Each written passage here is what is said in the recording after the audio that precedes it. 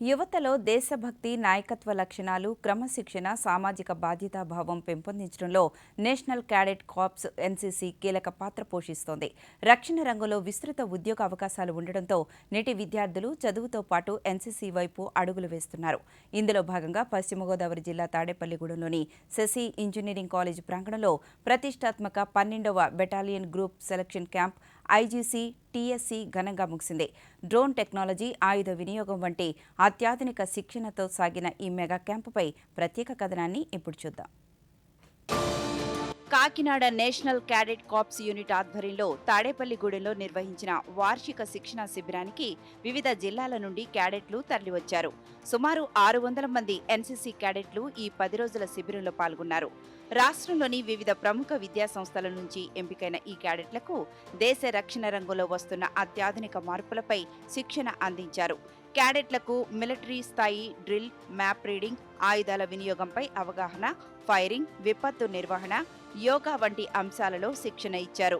రక్షణ రంగంలో డ్రోన్ల వినియోగం పెరుగుతున్న నేపథ్యంలో డ్రోన్లను ఎలా ఆపరేట్ చేయాలి, వాటి మరమ్మతులు ఎలా చేయాలనే అంశాలతో పాటు శత్రువుల నుంచి వచ్చే ప్రమాదకరమైన డ్రోన్లను ఎలా గుర్తించి పడగొట్టాలనే యాంటీ డ్రోన్ వ్యూహాలపై క్యాడెట్లకు ప్రాయోగిక శిక్షణ ఇచ్చారు. ఇలా కంబైన్డ్‌గా క్యాంప్స్ పెట్టడం వల్ల మేము చాలా నాలెడ్జ్ గెయిన్ చేయొచ్చు.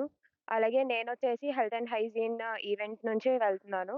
And obstacle training. Health and hygiene వల్ల ఫర్ సపోజ్ ఇప్పుడు ఎవరైనా కళ్ళు తిరిగి పడిపోయినా ఇలాంటియేమైనా జరిగినా ఇమ్మీడియేట్‌గా యాక్షన్ తీసుకోవడానికి మాకు ఈ సబ్జెక్ట్ చాలా యూజ్‌ఫుల్ అయింది.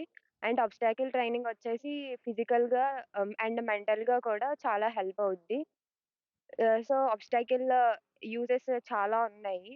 ఆహ్, ఇన్ ఫ్యూచర్ కూడా మనకి ఏవైనా ఎదురైనా సరే ఈజీగా దాన్ని సాల్వ్ చేసుకునే కెపాసిటీ ఓన్లీ ఆబ్‌స్టాకిల్స్ వల్ల మాత్రమే వచ్చింది నాకు. ట్రైనింగ్తో పాటు హెల్త్ విభాగాల్లో క్యాడెట్లు శిక్షణ పూర్తి చేశారు. క్యాంపులో ఎవరికైనా శారీరకంగా లేదా మానసికంగా ఇబ్బంది కలిగితే తక్షణమే అత్యవసర చికిత్స అందించేలా క్యాడెట్లు నైపుణ్యాన్ని సాధించారు.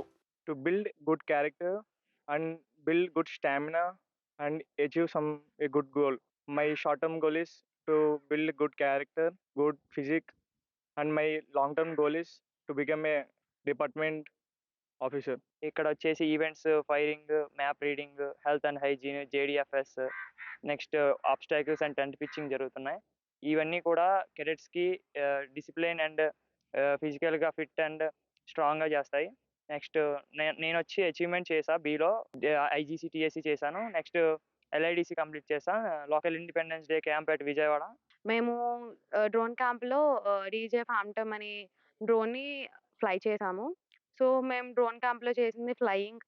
ఫ్లయింగ్ ఒకటి టెస్ట్ చేశారు. ఇంకొకటి మేము స్టిమ్యులేషన్ చేసాము, షోల్డరింగ్ చేసాము. అలాగే డిస్మాంట్లింగ్, అసెంబ్లింగ్ కూడా చేసాము డ్రోన్‌లో. సో, డ్రోన్ ఒక స్పెషల్ సబ్జెక్ట్ కింద ఎన్‌సీసీలో ప్రొవైడ్ చేశారు. దీనివల్ల మేము డిఫెన్స్ వైపు కూడా వెళ్ళొచ్చని ఒక భావనతో డ్రోన్‌ని ఇంట్రొడ్యూస్ చేశారు.